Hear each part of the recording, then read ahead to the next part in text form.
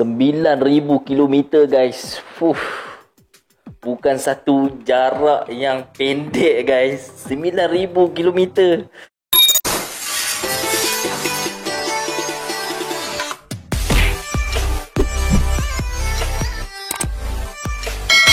Hello guys, Assalamualaikum warahmatullahi wabarakatuh dan salam sejahtera. Jumpa lagi dengan saya Munir dalam HM Studio. Terima kasih kepada anda yang selalu mendukung HM Studio dan klik dan subscribe di dalam channel ini. Terima kasih banyak. Saya doakan anda selalu sihat dan dimurahkan rezeki. Amin amin ya robbal alamin.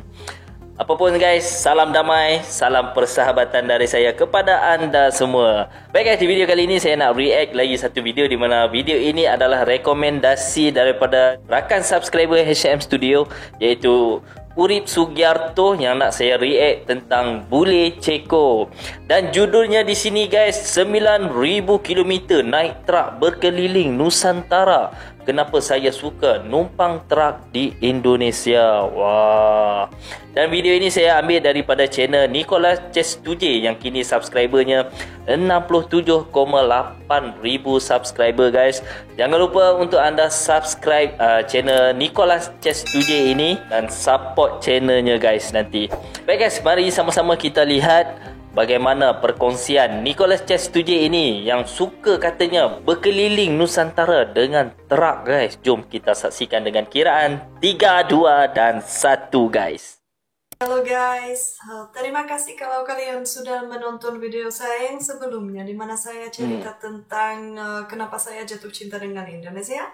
Dan hari ini saya ingin bagikan informasi tentang kenapa saya sangat suka ngompreng atau juga bisa bilang numpang truk. Ya, Kak kongsikan kenapa dia suka numpang truk guys. Mari sama-sama kita lihat guys bagaimana perkongsiannya kali ini. Suka numpang truk. Jangan lupa guys nanti subscribe channelnya. Di Eropa saya pernah naik truk hanya 1 kali. Dan itu mungkin 3 tahun yang lalu. Karena 3 tahun yang lalu numpang truk di Eropa. Naik truk di sini karena banyak orang bilang itu berbahaya. Dan saya tidak begitu merasa nyaman karena saya perempuan, jadi saya takut. Dan saya juga dulu tidak ada rencana numpang truk di Indonesia karena saya juga pikir itu berbahaya di sana, tapi ternyata tidak, itu tidak berbahaya sama sekali. Guys, dan di Indonesia itu sebenarnya menjadi ya itu buat saya itu seperti tantangan. Saya sangat suka naik ke truk dan setiap kali kalau saya jalan-jalan saya pasti mau 1 kali atau 2 kali cari truk karena saya bosan kalau naik bus atau naik pesawat. Apalagi saya sangat takut naik pesawat. Jadi numpang truk itu menurut saya paling bagus di Indonesia. Waktu saya kuliah di Bali pada tahun 2013 sampai 2014, saya dapat beasiswa 2 juta per bulan. Uang itu sangat sedikit karena saya harus dari uang ini saya harus bayar kos-kosan, sepeda motor yang saya rental, juga makanan, tapi juga saya harus bayar asuransi kesehatan dari Eropa dan itu cukup mahal. Jadi saya sebenarnya hidup pasan hanya dengan 2 juta ini per bulan. Jadi kalau saya mau jalan-jalan, saya tidak ada uang sama sekali. Dan itu bikin saya pusing karena saya sangat butuh jalan-jalan. Ya, percuma kalau orang Eropa datang ke Indonesia tapi tidak bisa kemana-mana ya. Jadi ya benar juga guys. Kalau orang Eropah yang datang ke Indonesia tapi nggak bisa jalan-jalan, ya rugi ya kan?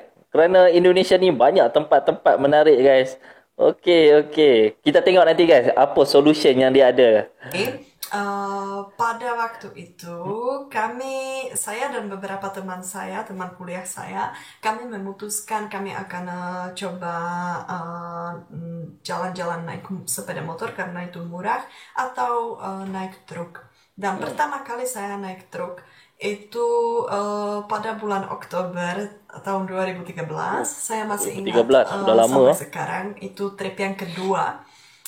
Trip yang pertama itu ke Lombok naik sepeda motor ya, dan trip yang kedua itu ke Bromo. Bromo. Jadi kami naik sepeda motor, kami berempat, dan kami naik 2 motor dari Denpasar ke Ketapang, Pelabuhan Ketapang. Di sana kami parkir motor dan kami naik ke bus ke Malang, dan kami jalan-jalan di sana mungkin 3 atau 4 hari. Kami juga pergi ke Gunung Bromo dan ya berkeliling daerah itu. Tapi setelah 4 hari, saya ditinggal di sana dengan satu teman perempuan dari Slovakia, dia namanya Lucka. Karena teman-teman kami yang lain yang seharusnya bawa motor, mereka sudah pulang duluan. Dan kami pada awalnya ada rencana pulang naik bis, tapi karena bis itu, ya itu ribet kalau naik bis di Indonesia. Itu butuh sangat banyak waktu, dan saya juga agak takut ya kalau naik bis, karena menurut saya sopir bis di Indonesia paling gila. Itu seperti mereka mungkin merasa mereka lagi ada di Formula One atau MotoGP atau saya tidak tahu di mana rally. Ya, jadi saya takut. Dia takut guys. Jadi kami dapat mobil truk di Pelabuhan Gilimanuk, dan dari sana kami pulang naik truk ke Denpasar. Saya waktu itu masih takut. Kami berdua perempuan, dan sopir itu, karena itu truk yang di belakangnya itu tertutup. Jadi dia bilang kalau kami mau, kami bisa duduk di depan atau kami bisa duduk di belakang, tapi seperti di dalam, harus masuk ke dalam situ. Saya bilang saya tidak mau karena saya sangat takut dan saya tidak percaya sopir itu. Tapi ternyata dia baik. Dan kami duduk sama dia di depan, kami mengobrol. Waktu itu saya belum begitu lancar dalam bahasa Indonesia, jadi itu hanya pertanyaan-pertanyaan yang seperti, oh kalian dari mana, sudah lama tinggal di Indonesia. Ya, jadi tidak bisa mengobrol terlalu lama sama dia. Tapi menurut saya dia senang bahwa dia bawa bule, dan kami juga senang karena bukan hanya ini gratis, atau sebenarnya tidak gratis, karena saya setiap kali saya naik truk,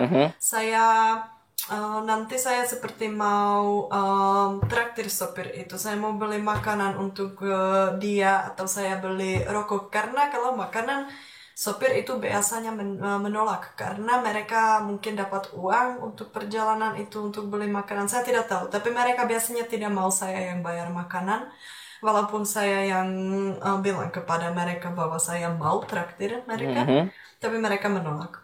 Tapi kalau saya misalnya beli rokok, itu mereka mau. Jadi saya kalau misalnya kami pergi dari Gilimanuk ke Denpasar, saya belikan 3 bungkus, 4 bungkus rokok kepada sopir itu, dan dia senang, saya juga senang. Saya sangat suka naik truk, bukan karena saya tidak perlu habiskan banyak uang, tapi karena saya bisa belajar tentang budaya di Indonesia.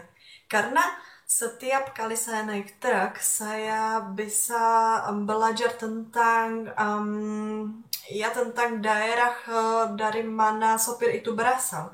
Kadang-kadang itu orang Jawa, kadang-kadang ada banyak guys.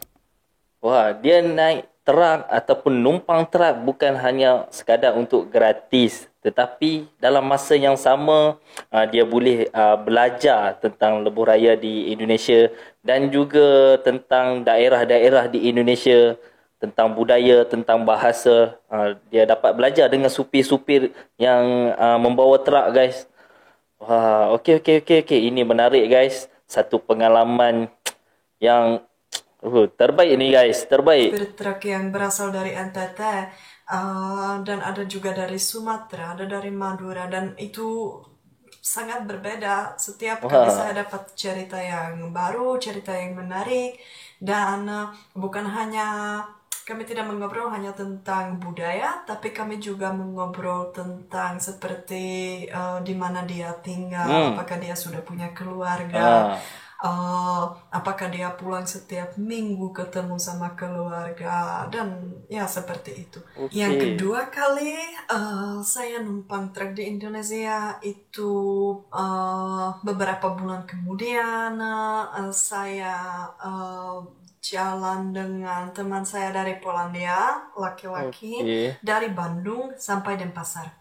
Kami butuh 10 hari untuk perjalanan itu 10 karena hari kami guys. mau mampir di banyak tempat. Kami Panjang juga mau perjalanan ketemu deh guys. sama teman-teman kami yang kuliah di Jawa. Dan kami seperti santai, kami tidak mau terlalu cepat.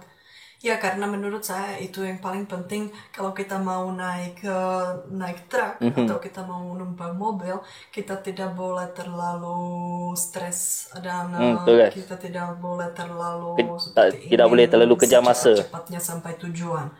Karena kadang-kadang kita bisa tunggu di pom bensin 4 jam, 5 jam, tidak ada truk sama sekali.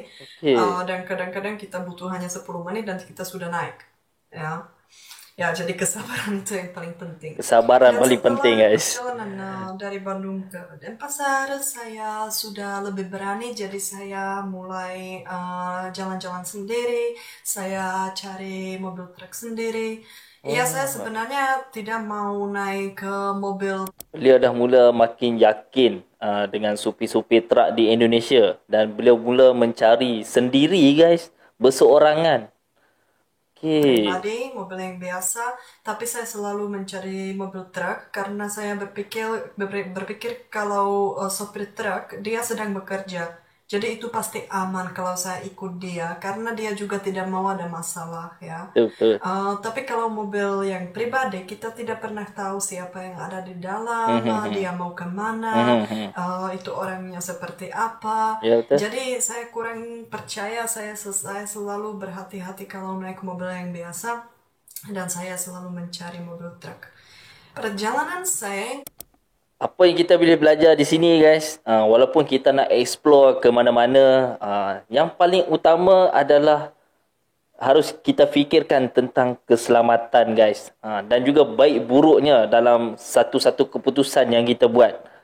paling menarik Kita dapat belajar guys dalam video ni. Mungkin di Sumatera. Jadi dari Pekanbaru ke Padang, dan dari Padang saya ada rencana ke Lampung dan dari situ ke Jawa.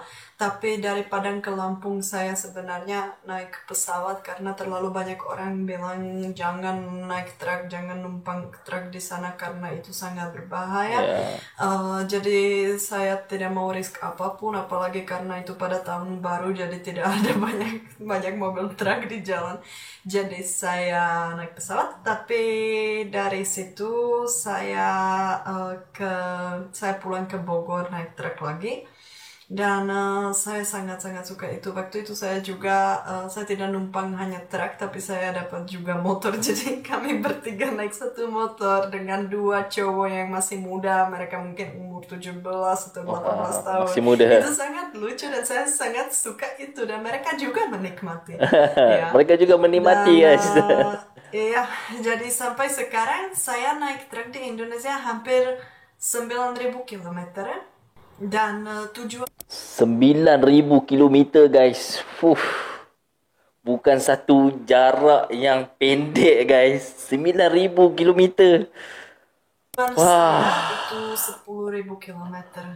Ya, karena saya sekarang sudah sedikit lebih tua, saya juga mulai berpikir tentang bagaimana ya guys. Saya mungkin mau punya keluarga, jadi saya tidak begitu gila lagi.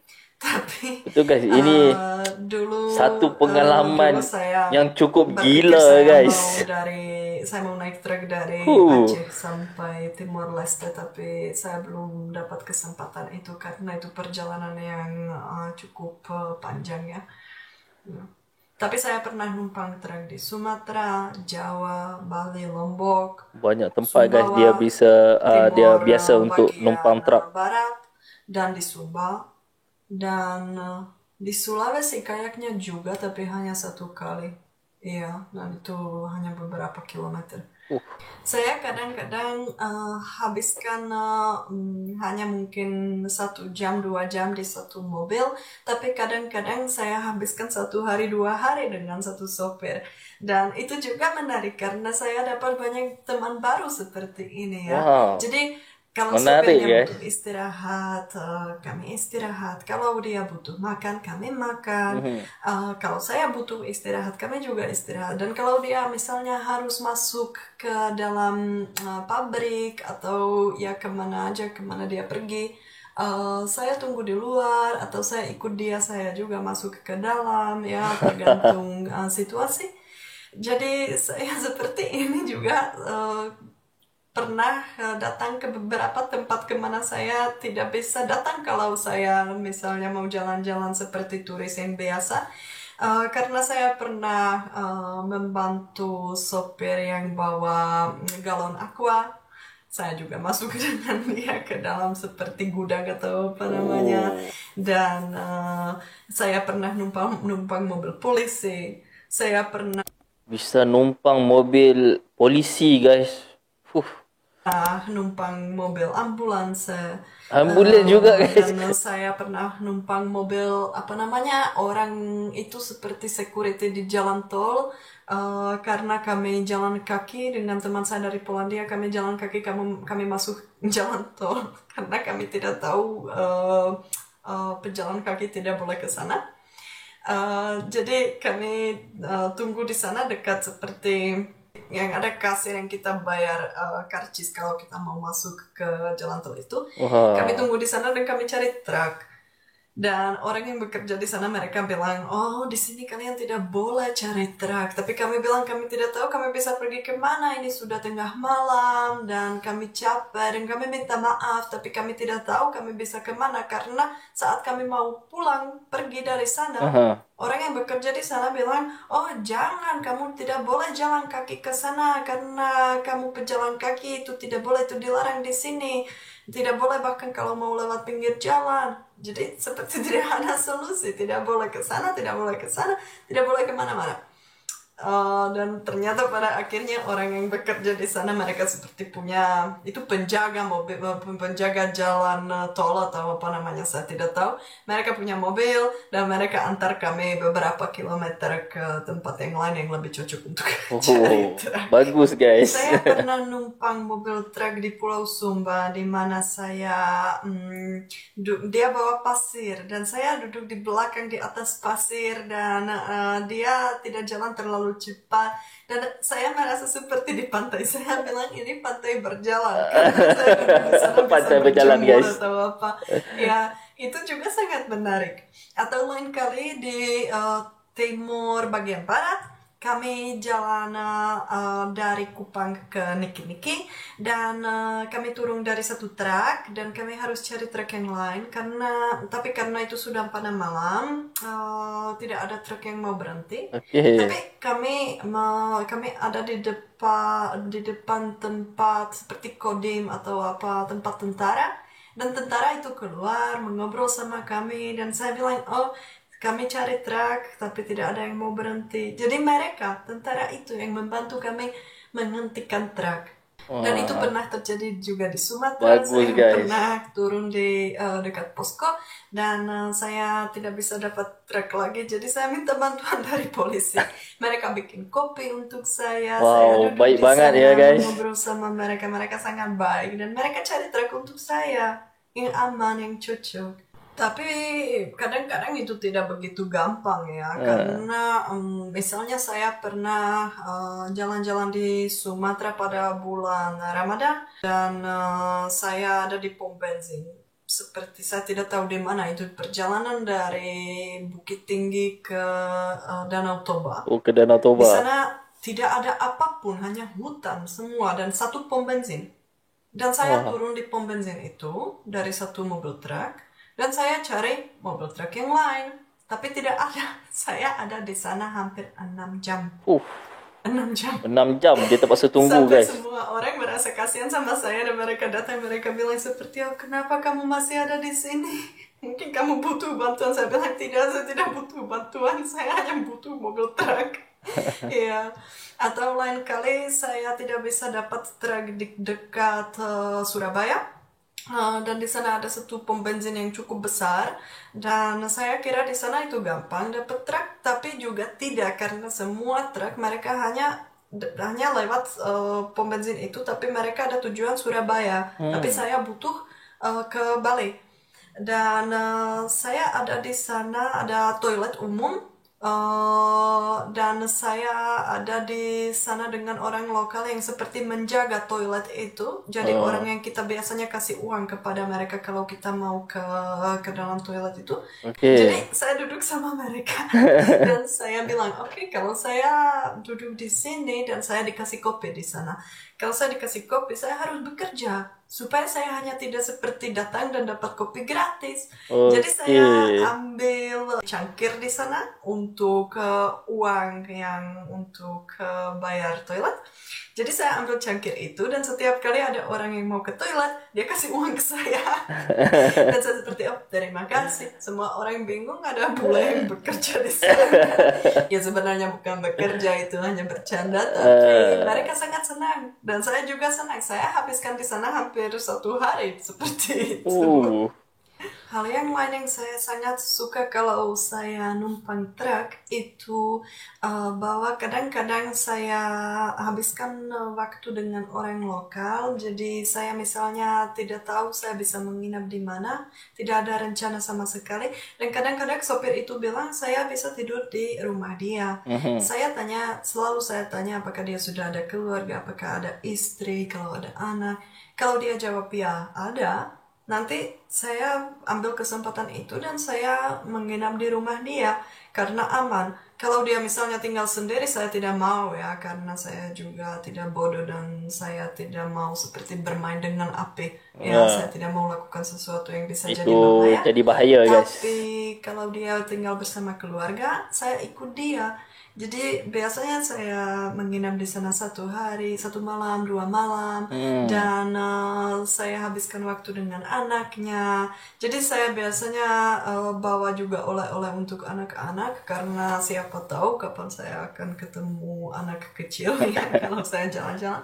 Saya kasih hadiah dan kami mengobrol.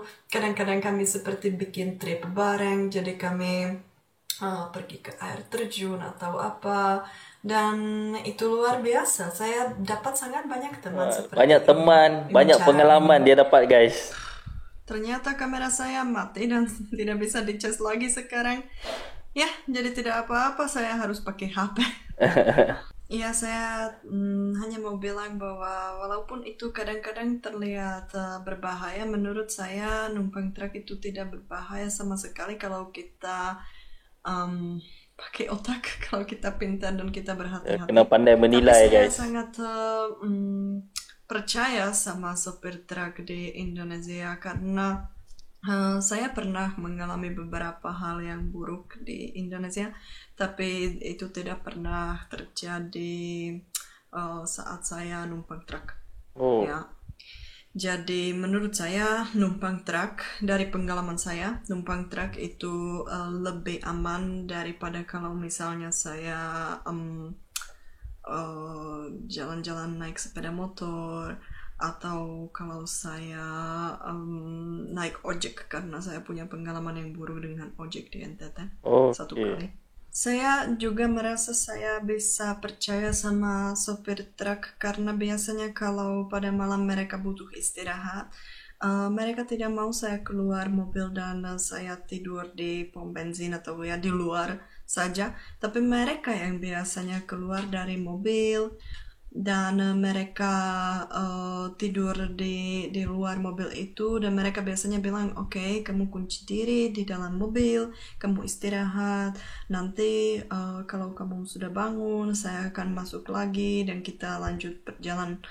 Bagus, guys, Saya tidak pernah minta itu ya, karena saya terbiasa saya jalan-jalan seperti saya benar-benar petualang. Jadi kalau saya jalan-jalan saya tidak apa-apa kalau saya harus tidur di pom bensin, di jalan, di masjid atau di mana saja tidur, ya. Guys. Saya sudah terbiasa dengan itu. Tapi saya heran sopir truk itu biasanya sangat sopan, dan itu saya suka, dan oleh karena itu saya benar-benar percaya mereka dan saya tidak merasa itu berbahaya. Apalagi kalau misalnya saya harus ganti truk, jadi ada satu mobil truk yang saya harus turun dari mobil itu karena mungkin saya mau ke arah yang lain. Jadi sering sopir itu membantu saya mencari truk yang baru. supaya dia tahu semuanya akan aman, semuanya dan aman. supaya dia tidak perlu khawatir saya akan ketemu orang yang jahat atau yang kurang baik. Itu menurut saya juga luar biasa. Saya tidak bisa bayangkan ada orang Ceko yang akan lakukan ini. Ya, kalau misalnya saya mau numpang mobil truk di Ceko, pasti tidak ada orang yang akan membantu saya seperti ini.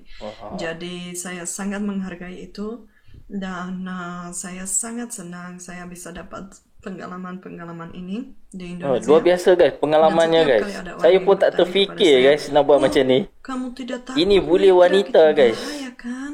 Apalagi kamu perempuan. Saya hanya jawab, dengan berbahaya. lembu. Kalau menurut saya itu paling aman.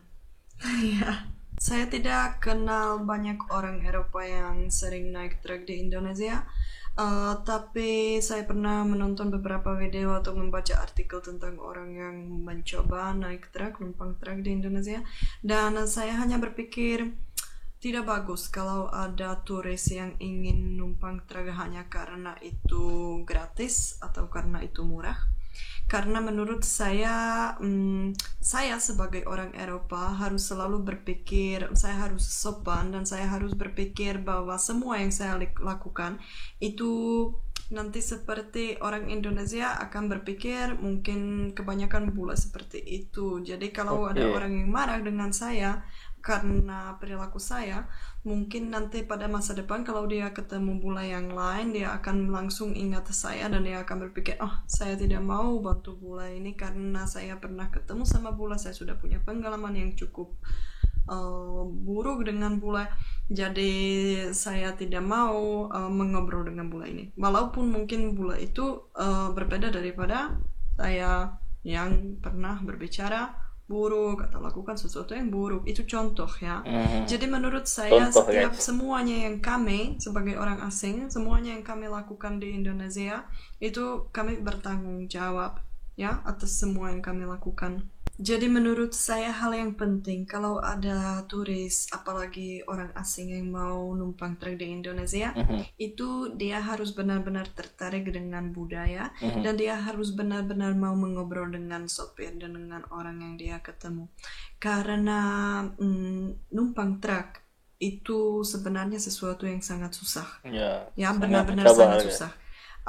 Kebanyakan orang yang saya kenal mungkin saya tidak bisa bayangkan mereka jalan-jalan seperti itu, karena kalau kita jalan-jalan seperti itu kita selalu lelah, kita tidur di pinggir jalan, kita tidur di rumah orang yang kita tidak kenal, kita tidur di masjid ya, di depan Indomaret, di mana saja, dan itu sangat melelahkan, dan apalagi kita harus selalu mengobrol karena kita harus sopan dengan orang yang mau membantu kami.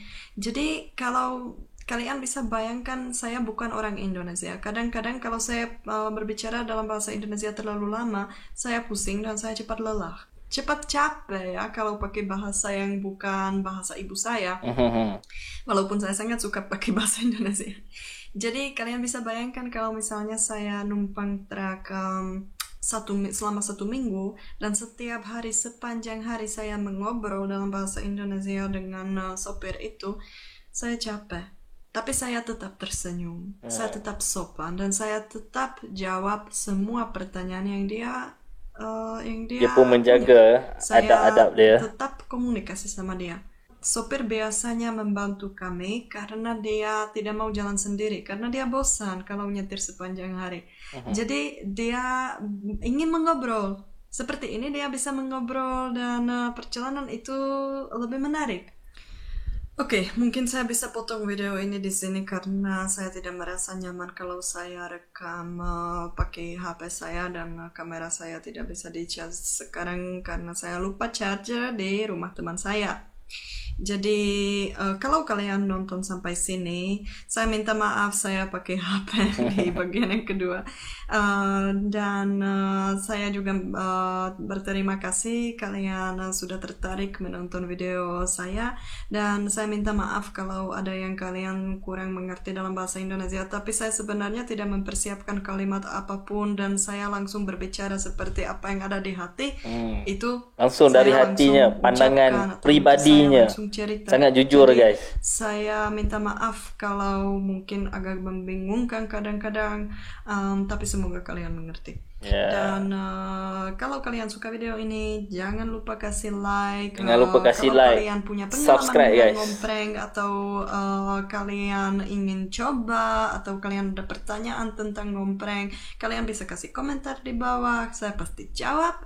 Dan subscribe supaya kalian bisa menonton video selanjutnya, karena saya lagi membuat video dengan teman saya, Wulan, yang juga punya channel di YouTube, dan itu seperti dia diwawancara oleh saya tentang pengalaman dia di Ceko, kenapa dia pindah ke sini, dan apa perbedaan kehidupan di Ceko dan di Indonesia. Oke. Jadi terima kasih lihat banyak, nanti, guys. Dan dadah. Dadah.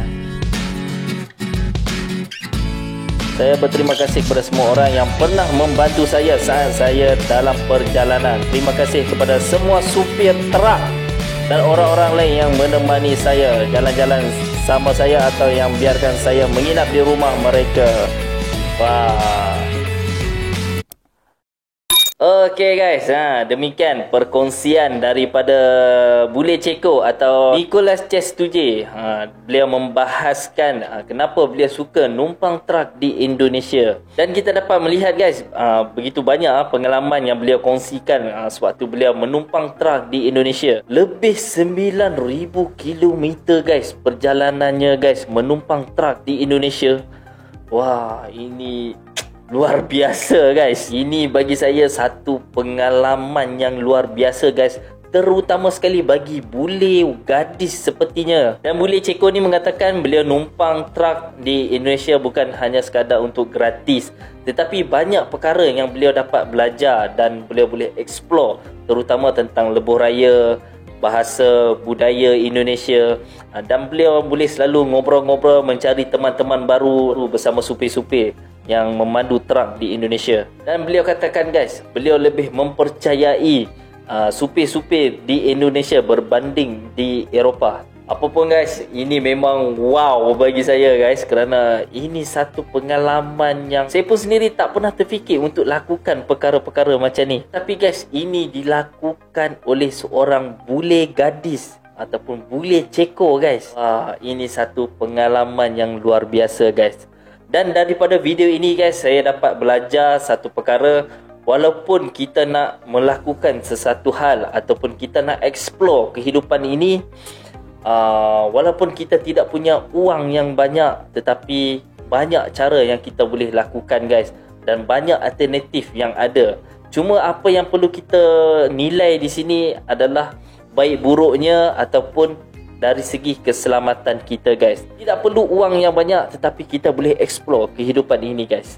Inilah yang saya dapat belajar daripada video ini. So guys, gimana pula pendapat anda guys? Nanti anda nyatakan di ruang komentar di bawah. Baik guys, saya rasa itu saja dari saya kali ini. Jika anda suka dengan reaction ini, jangan lupa guys untuk anda subscribe, like, komen dan share. Jika ada salah dan silap dari saya mohon maaf. Apa-apa pun guys, kita ibarat seikat seperti sirih, serumpun seperti serai. Senyum selalu. Bye. Assalamualaikum.